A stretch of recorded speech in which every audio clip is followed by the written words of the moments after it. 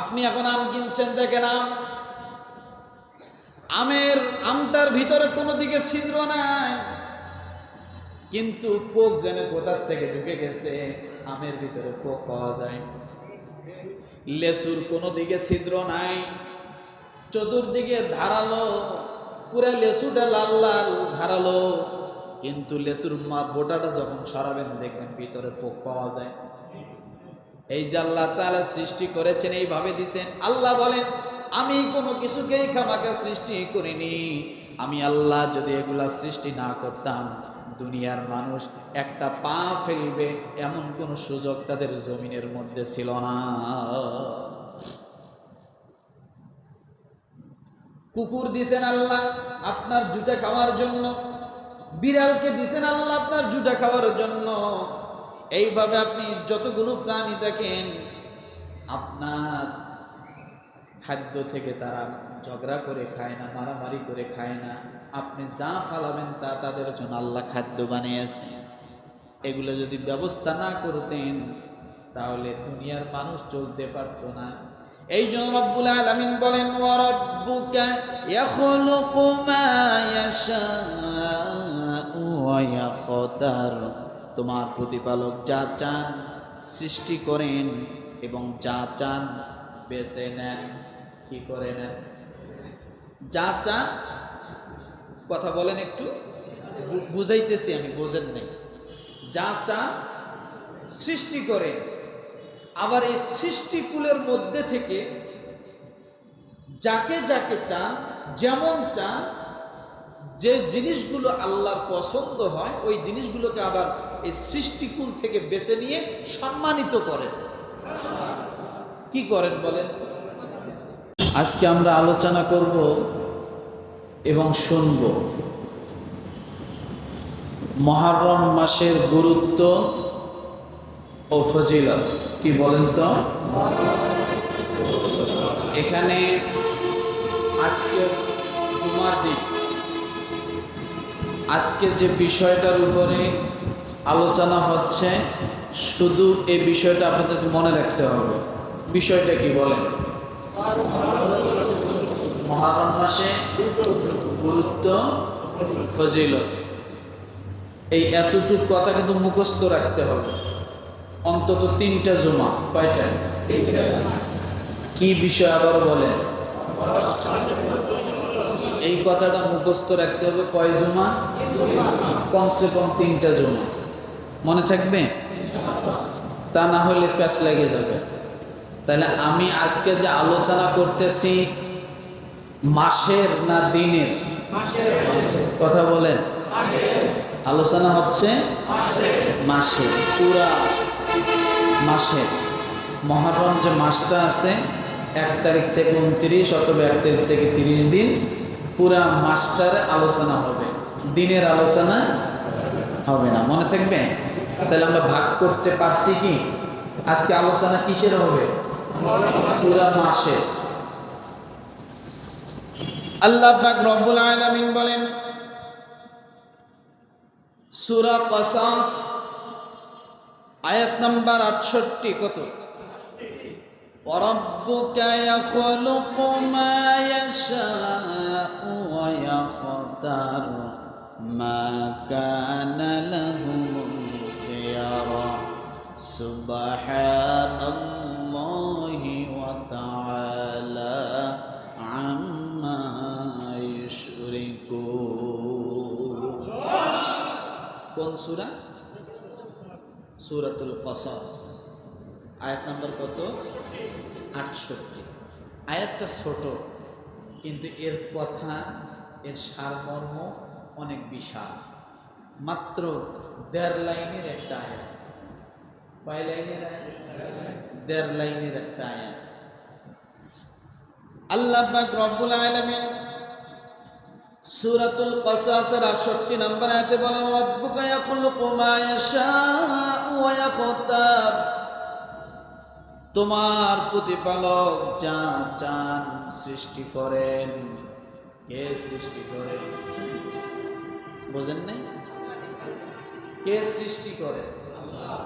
সকলে এদিকে ঘোরেন, এদিক ঘোরেন। আল্লাহ বলেন তোমার প্রতিপালক যা চান সৃষ্টি করেন, ওনার যা ইচ্ছা তাই সৃষ্টি করেন, যা খুশি যা মনে চায় তাই সৃষ্টি করেন। মনে চেয়েছে আদম আলাইহিস সালামকে সৃষ্টি করবেন, জমিনের মধ্যে মানুষ সৃষ্টি করবেন, ফেরেশতা বাধা দেওয়ার পর আল্লাহ বিরত ছিল। নানান যুক্তি দেখাইছিল ফেরেশতা, তারপরও কি আল্লাহ বিরত ছিল? না। কেন? আল্লাহ চাইছেন মানুষ সৃষ্টি করবেন, আর কারো কোনো কথা, কারো কোনো যুক্তি, কারো কোনো পরামর্শ কোনো দরকার নেই। আল্লাহ চাইছেন। রব্বুল আলামিন খামাকা কোনো কিছু সৃষ্টি করেন না। আল্লাহ বলেন আফা হাসিবতুম আন্নামা খলাকনাকুম আবাসান ওয়া আন্নাকুম ইলাইনা লা তুরজাউন। সূরা মুমিনুন। আফা হাসিবতুম আন্নামা খলাকনাকুম আবাসান ওয়া আন্নাকুম ইলাইনা লা তুরজাউন।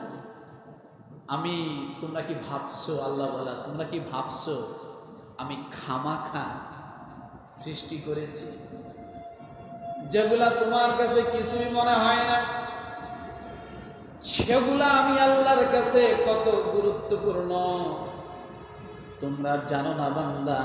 আজকে আমার এই কথাটা মনে পড়ে গেল। কিছুদিন আগে কোরবানি দিলেন, গরু জবাই করেছেন, কেন জানি হঠাৎ করে একটা পড়তে যা মনে আসলো, ওই জায়গার মধ্যে আমার মেধাটা চলে গেল। কোরবানি দিয়েছেন, গরু জবাই করেছেন, আর হাড্ডি গোশত কলিজা সব কিছু আলাদা করলেন। এরপরে একটা বিশাল বড় একটা বেলুনের মতো, তার নাম কি? কথা বলেন। ভুঁড়ি। ওই যে ভুঁড়িটা যে আছে, ভুঁড়িটাও খাইলেন, তাই না? কিন্তু এই কথাটা বলার উদ্দেশ্য আমার না।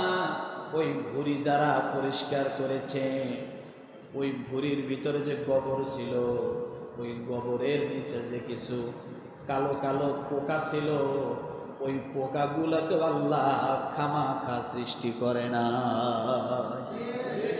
আমার হঠাৎ করে কেন জানি আয়াতটার দিক খেয়াল যখন আসলো, আমি তখন চিন্তা করলাম, ভুঁড়ির ভিতরে পোকা কেন দিলেন আল্লাহ? আপনার ওই গোবরগুলো, ওই খাদ্যগুলো যদি পোকা দিয়ে আল্লাহ একবারে ফিনিশিং না করতেন, তাহলে সহজে জিনিসগুলোকে হজম হতো না।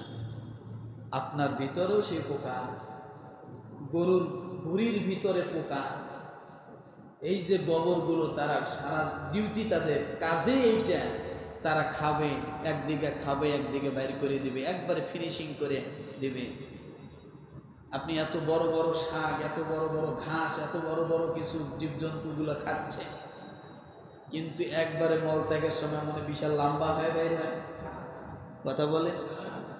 এই যে আল্লাহ তাআলা যে ভুঁড়ির ভিতরে জীবন্ত জন্তুর ভিতরে আরেকটা জীবন্ত জন্তুগুলো আল্লাহ দিছেন, দিয়ে বেঁচে রাখছেন মানুষের উপকারের জন্য, ওই পশুর উপকারের জন্য।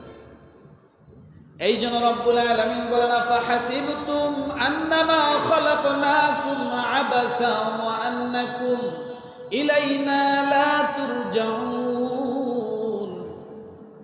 আমি আল্লাহ খামাখা কোনো কিছুই সৃষ্টি করিনি। এই যে চোখ আছে, চোখের পাতা দেখেন, এখানে যে আল্লাহ মেডিসিন দিয়েছেন, এই মেডিসিনের ভিতরে আবার রব্বুল আলামিন চোখের পানির ভিতরে এমন কিছু পোকা জাতীয় পদার্থ দিয়েছেন, যেগুলা আপনার সারাদিন ধুলাবালু ময়লা জমা হয়, পুরুর মধ্যে দেখা যায়, চুলের মধ্যে দেখা যায়। টিস্যু পেপার দিয়ে যখন চেহারাটা মুছবেন, দেখবেন কালো হয়ে গেছে ধুলাবালুতে। এই কপাল যেখানে, চোখটাও তো সেখানে, তাই না? কপাল যেখানে, চোখটাও সেখানে, কিন্তু চোখের মধ্যে তো আপনি টিস্যু পেপার দিয়ে মুছলেন না, যে চোখের মধ্যে না জানি কতগুলো ধুলো জমা হয়েছে। আল্লাহ রেফারিং করার জন্য, ক্লিন করার জন্য দুই পাশে দুইটা পাতা দিয়েছেন। শুধু পাতা দিয়ে ক্ষান্ত না, এমন কিছু পোক আল্লাহ চোখের মধ্যে দিয়েছেন যা বাহিরের যত কিছু জীবাণু ঢোকে সঙ্গে সঙ্গে তারা খেয়ে হজম করে দেয়। কি করে? সঙ্গে সঙ্গে তারা সেটাকে ধরে ফেলে। এমন বস্তু আল্লাহ তাআলা আপনার চোখের ভিতরে দিয়েছেন, আপনি দেখতেছেন না, তারাও জীবজন্তু আপনার শরীরে আছে। এই জন্য রব্বুল আলামিন বলেন, ফি আনফুসিকুম আফালা তুবসিরুন।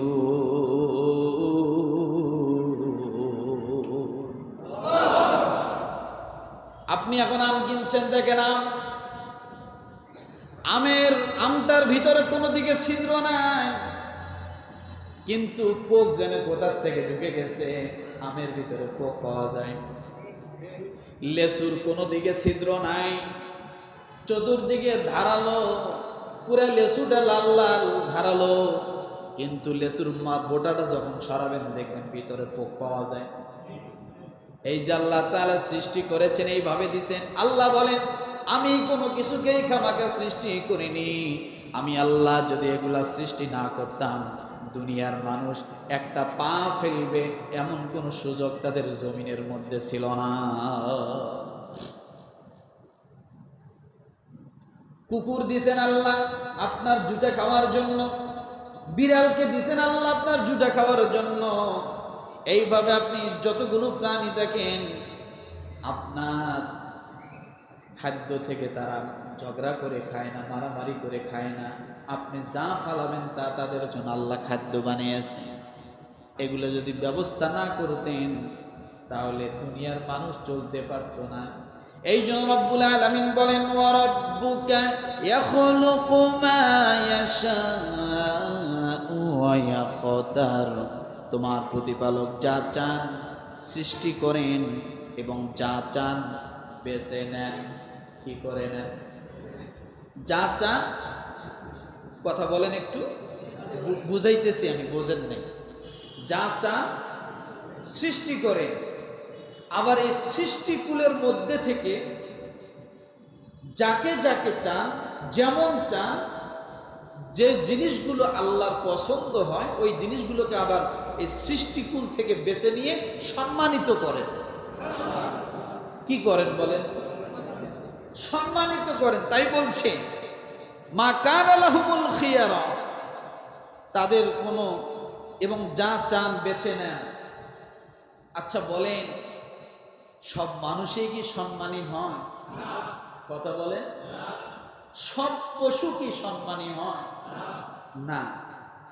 এই যে কোরবানি গেল, সব পশুর গলায় কি আল্লাহর জিকির করা হয়েছে ছুরি চালাই? এবছর যেগুলাকে আল্লাহ মনোনীত করছেন সেগুলো ছুরির তলে গেছে। আবার আগামী বছরের জন্য কিছু পশু তৈরি হচ্ছে এই কুরবানির জন্য। কুরবানির পশু আর প্রতিদিন কসাই ভাইয়েরা যে যেটা জবাই করে, এ পশু এক নয়। জায়নামাজ আর একটা তোয়াইলা, এটাও সুতা দিয়ে বানানো, ওটাও সুতা দিয়ে বানানো। জায়নামাজের মর্যাদা আর একটা তোয়াইলার মর্যাদা কি এক? কথা বলেন না।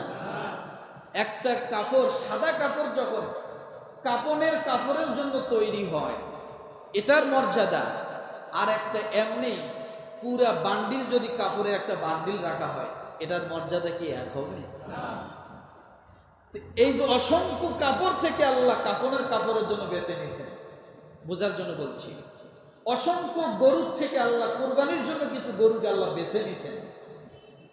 অসংখ্য ছাগল, খাসি, দুম্বা, উটের থেকে আল্লাহ কুরবানির জন্য কিছু বেছে নিছেন। ইট ভাটায় তো প্রতি বছর কত ইট তৈরি হয়। আচ্ছা বলেন, মসজিদ, মাদ্রাসা, ইতিমখানা, মানুষের কল্যাণে যে ইটগুলো ব্যবহার হয়, এই ইটের মর্যাদা আর এমনি বিল্ডিং ঘরে নিজের বাড়ি ঘর বানানোর জন্য যে ইট হয়, একই মর্যাদা হবে? হ্যাঁ, একটা ইটের মর্যাদা কেমন হয়? রাসূলের হাদিস, মান বানা লিল্লাহি মাসজিদান বানাল্লাহু লাহু বাইতান ফিল জান্নাহ।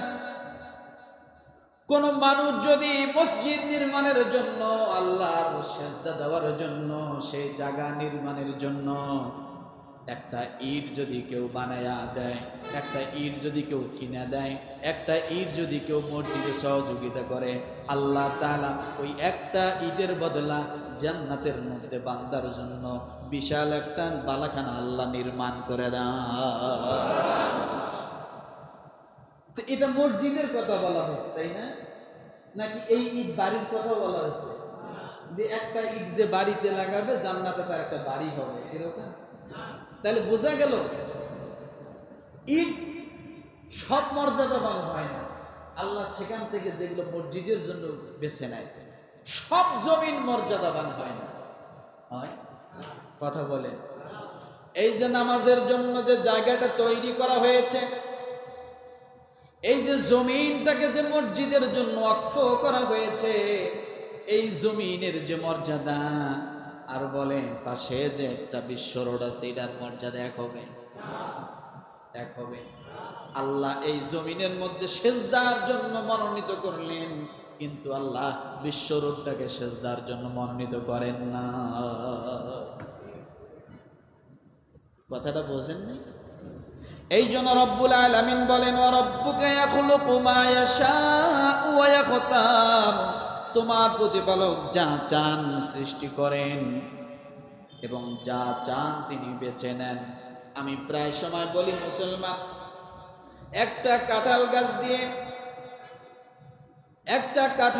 দিয়ে আপনি কয়েকটা কাঠ তৈরি করেছেন, ওই কাঠ থেকে দুইটা ভাগ করলেন, একটা ভাগ মসজিদের সামনে চলে আসলো, একটা ভাগ দিয়ে রেহেল তৈরি করলেন, একটা ভাগ দিয়ে কোরআন শরীফ বানানোর জন্য একটা তাক তৈরি করলেন, আলমারি তৈরি করলেন, আর একটা ভাগ দিয়ে জুতা রাখার জন্য কিছু বক্স তৈরি করে দিলেন। বলেন একই গাছ, কাঁঠাল গাছের দুই রকমের কাঠ হলো, দুইটা ভাগ হয়ে গেল। একটা মসজিদে জুতার বাক্স রাখার জন্য বাক্স তৈরি করা হলো, আর একটা মসজিদের মধ্যে কোরআন শরীফ রাখার জন্য তৈরি করা হলো। এবার বলেন কোন কাঠের মর্যাদা বেশি? ঘুমান নাকি? কোন কাঠের মর্যাদা বেশি হলো? গাছ তো একটা, কিন্তু একই গাছের কাঠ দুই জায়গায় ব্যবহার হওয়ার কারণে আল্লাহ তাআলা কি করলেন? কাঠের মর্যাদা, শান, দাম, মূল্য বাড়ায় দিলেন। এক জায়গায় আসিয়ায় জুতা রাখতেছে, আর এক জায়গায় জুতা তো দূরের কথা, কোরআন শরীফ রাখার রেহেলের কনারে যদি আপনার পায়ের বৃদ্ধ আঙ্গুলটাও লাগে, আপনি ইমানদার বলে আপনার একটু আফসোস লাগে, খারাপ লাগে, রেহেলটা ধরে আপনি একটা চুমা খান। কথা ঠিক কিনা? জায়গা ভেদে মর্যাদা বেড়ে গেল। একটা গাছকে আল্লাহ দুইটা ভাগ করে একটা জায়গায় সম্মানিত করে দিলেন, একটা জায়গায় জুতার বাক্সর জন্য নির্মাণ করে দিলেন। এই জন্য আল্লাহ বলেন, মা কানা লাহুমুল খিয়ার, যাকে চান বেছে নেন, তাদের কোনো এখতিয়ার নাই, নিজের থেকে সম্মানিত হওয়ার কোনো এখতিয়ার নাই, নিজের থেকে মর্যাদাবান হওয়ার কোনো এখতিয়ার নাই। আল্লাহ যাকে মর্যাদাবান বানাবেন সেই একমাত্র মর্যাদাবান হতে পারে। কথা ঠিক কিনা? যাকে মর্যাদাবান বানাবেন, আল্লাহ যা সম্মানকে উঁচু করবেন সেই সম্মানিত হবে। আল্লাহ যাকে নিচু করবেন সেই কি হবে? নিচু হবে। জোর করিয়ে বেশি দিন সম্মানিত টিকে থাকে না। থাকে? প্রকৃত সম্মান এটা রাত্রেও যা, দিনেও তা, শীতেও যা, গরমেও তা, সকালেও যা, বিকেলেও তা। আর জোর করিয়ে যেটা সম্মান, এটা সকালে আছে, বিকেলে আছে, দিনে আছে, রাতে আছে, দিনে নাই। কিন্তু প্রকৃতপক্ষে যেটা সম্মান সেটা সব সময় কি থাকবে, সেটা সব সময় থাকবে। এখন কথা হলো, দেখেন অনেক ডাক্তার হয়, এই কথাগুলো বুঝাচ্ছি বোঝার জন্য। অনেক ডাক্তার হয়, সব ডাক্তার একই কলেজে, কথার কথা একই মানে মেডিকেল কলেজে লেখাপড়া করছে, একই শিক্ষকের থেকে শিক্ষা নিয়েছে, সব ডাক্তার কি এখন একই রকম মেধাবী হন না? কেউ এর ভিতরে অনেক নাম করা ডাক্তার হচ্ছে, আবার কেউ এর ভিতরে মানুষ চেনেই না, আছে না? মানে কথাগুলো কেন বলছি, আল্লাহ লাস্টে যে কথাটা বলছেন পুরো আয়াতটা সারমর্ম ওইটাই, আমি সেটা যাচ্ছি। তাহলে সম্মান দেওয়ার মালিক আল্লাহ, ইজ্জত দেওয়ার মালিক আল্লাহ। গাছে বেশি ফল কে দিবে? একেবারে দিবে না। বাচ্চা কে দিবে? একেবারে দিবে না আল্লাহ। এই কথাটা ধরে রাখেন। এরপরে রব্বুল আলামিন বলেন সুবহানাল্লাহি ওয়া তাআলা আম্মা ইউশরিকুন।